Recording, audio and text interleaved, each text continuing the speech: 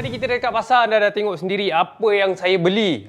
Saya beli dekat abang tu adalah ikan sardin. Selalu tengok sardin dalam tin kan. Inilah dia rupa ikan sardin yang sebenar. Dan ikan sardin ni sebenarnya tulang dia tak lembut pun. Tulang dia memang keras lah. Tapi itulah dia bila dah masuk dalam tin, bila kita dah masakkan dia akan jadi lembut. Dan sebab tu juga saya menggunakan ikan sardin untuk buat hidangan saya ni, iaitu ikan goreng kicap.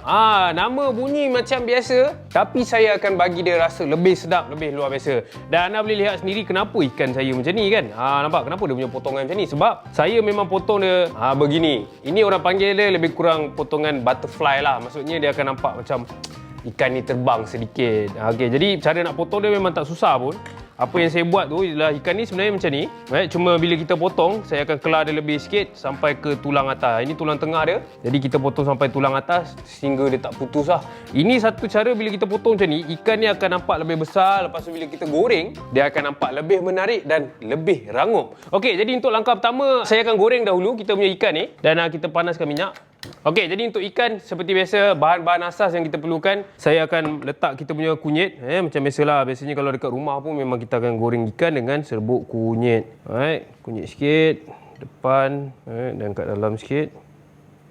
Okey, kunyit ni biar lebih. Sebenarnya kalau kita nak buat ayam goreng rempah ke, ataupun kita nak buat daging goreng ke, biar letak sedikit kunyit tu. Kalau rasa macam dalam resipi tak ada kunyit, tapi tak apa, pakai je kunyit tu. Itu akan buatkan rasa lebih sedap. Dan saya akan letak juga sedikit garam. Depan, belakang. Okey, dan macam biasa, kita kena lumur dia. Ini orang panggil dia gaul rata lah supaya dia punya perapan tu sebati. Tak adalah rasa nanti ada sikit rasa kunyit, ada yang tak ada rasa kunyit. Kita tak nak macam tu. Alright, okey, jadi cukup macam ni je. Okay, dan sekarang ni kita nak tunggu kita punya kuali panas. Baiklah, bila saya dah gaul-gaulkan ikan tadi dengan kunyit dan juga sedikit garam, sekarang ni masa untuk kita gorengkan ikan ni. Tak macam ni. Masuk satu. Masukkan lagi satu. Jadi bila dah masukkan ikan dekat dalam ni, kalau boleh kita kurangkan sedikit kacau dia, biarkan dia betul-betul masak, baru senang dia akan tanggal daripada kuali tu. Jadi sekarang ni kita biarkan dia masak lebih kurang dalam 5 ke 7 minit untuk bagi dia betul-betul garing.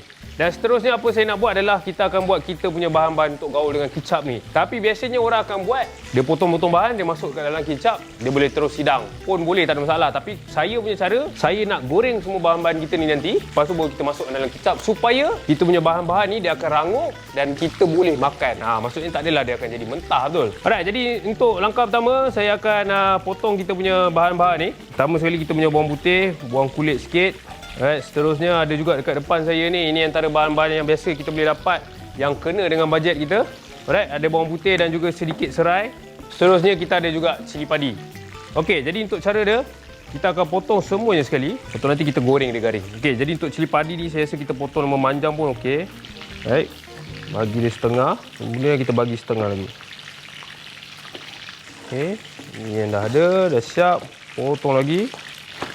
Sambil-sambil tu jangan lupa tengok ikan kita. Nampak bila kita potong ikan macam ni, nanti bila kita hidang atas pinggan, dia akan nampaklah kelainan sikit kan. Tak adalah rupa macam ikan biasa kita potong tu. Tapi sebenarnya untuk dapatkan teknik ataupun nak belajar dapat potongan ikan macam ni, dia perlukan masa juga. Tapi kalau anda rasa macam tak dapat nak buat macam mana saya buat, tak apa. Potong je ataupun tak nak potong tak apa. Yang penting kita kelar-kelar sikit ikan ni supaya dia senang masuk. Minyak dia masuk sampai ke dalam, dia akan garing. Okey, jadi yang cili padi saya potong macam ni je, anda boleh lihat sendiri. Bagikan kepada setengah.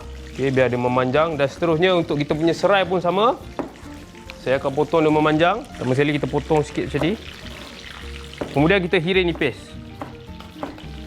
Semua ni akan jadi salah satu juga untuk kita punya decoration makanan. Bagi nampak lawa sikit. Okey, jadi kita potong semua memanjang. Serai kita dah potong. Seterusnya saya akan potong juga kita punya bawang putih. Baik. Dan bawang putih pun sama. Kita iris je macam ni. Tak payah nak cincang nipis sangat. Cukup kita bagi dia nipis-nipis macam ni pun dah okey dah. Tak payah nak kecil sangat lah. Dan kita tolak tepi. Okey, jadi borak punya borak. Ikan kita ni kita kena tengok juga. Tolak sikit. Bau. Alright. Berhati-hati. Kemudian dah nampak ikan ni kita flip kan dia. Kita balik kan dia. Nampak? Dia punya perang tu anda boleh lihat. Saya angkat ni. Istimewa nak tunjuk kepada anda ni, nampak? Ini dia punya kerangupan yang kita mahukan. Dan kita terbalikkan dia.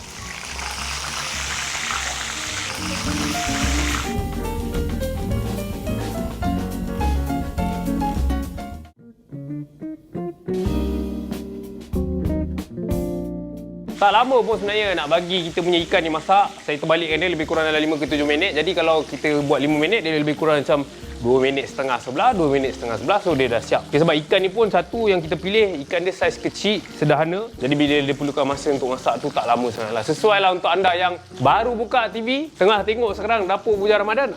Inilah dia. Kalau rasa macam pening-pening sangat, tak tahu nak masak apa, inilah hidangan yang anda boleh buat sekarang. Paling mudah sebenarnya. Ikan tak kisah jenis ikan apa, yang penting bahan-bahan yang ada kat depan ni lah. Kalau rasa macam 2-3 bahan tak ada, contoh macam tak ada daun kari ke, contoh macam tak ada serai ke, tak ada masalah. Dia masih boleh jadi satu hidangan yang sedap. Yang penting tu adalah cara anda masak dia macam mana.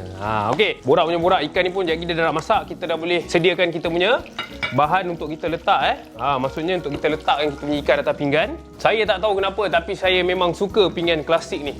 Siapa yang masih ada lagi pinggan macam ni, ini orang kata nostalgia lah. Kalau mungkin mak-mak, cik-cik yang kat rumah tengah tengok pinggan ni, mungkin dia akan teringat zaman-zaman dulu, pinggan-pinggan lama. Inilah dia. Memang pinggan ni saya dapat pun daripada mak saya. Alright, okey, jadi kita tengok ikan ni. Bila kita nak tolak ikan, tolak dia pelan-pelan. Jangan terlampau kasar sangat sampai dia pecah. Sebab kita tak nak lah dia, ikan ni memang betul-betul fragile ataupun dia betul-betul lembut. Jadi kita nak jaga dia betul-betul baik lah. Alright, dan sekarang saya akan tunjukkan macam mana nak tahu ikan tu dah garing. Macam ni, nampak?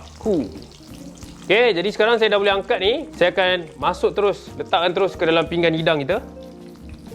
Okey, ini yang pertama. Ambil yang kedua. Yang sama, anda boleh lihat sendiri. Nampak? Kan lain macam tu, dia punya garing tu kan. Okey, hidangkan terus. Belum siap lagi ni. Ini baru langkah pertama. Tapi kalau rasa macam tak menyabar sangat nak masak macam ni pun dah boleh. Tapi kalau saya nak lebih sedap, saya akan masukkan kita punya bahan-bahan yang kita potong tadi. Alright. Masuk sikit daun kari. Dan kita gaul semua. Bila kita gaul macam ni, dia akan dapat rasa dan juga aroma dia akan naik. Macam anda tahulah kan, biasanya kalau kita tumis, beza antara tumis bahan dengan tak tumis bahan ni memang ketara. Bila kita tumis, kita punya bahan-bahan ni akan rasa lebih sedap dan dia akan rasa, orang kata, beraroma. Itu yang paling penting lah. Okey, jadi sekarang ni saya dah gaulkan kita punya bahan-bahan kat dalam ni. Sebab itulah saya goreng dia garing supaya dia rasa lebih sedap. Mungkin anda dekat rumah tu rasa macam, ikan masak kicap je. Tapi ini berbeza dengan ikan masak kicap yang biasa anda makan dekat luar sana ataupun yang biasa anda buat dekat rumah. Sebab ini adalah sesuatu yang memang unik dan berbeza. Sebab dia daripada Dapur Bujang Ramadan. Istimewa untuk Ramadan. Okey, jadi bila kita tengok sendiri, kita punya bahan-bahan yang saya goreng tadi ni, dia memang betul dah rangup. Nampak ni, dia dah jadi macam serbuk-serbuk ni. Dan sekarang, saya akan masukkan kita punya bahan yang kita dah goreng ni ke dalam kicap kita.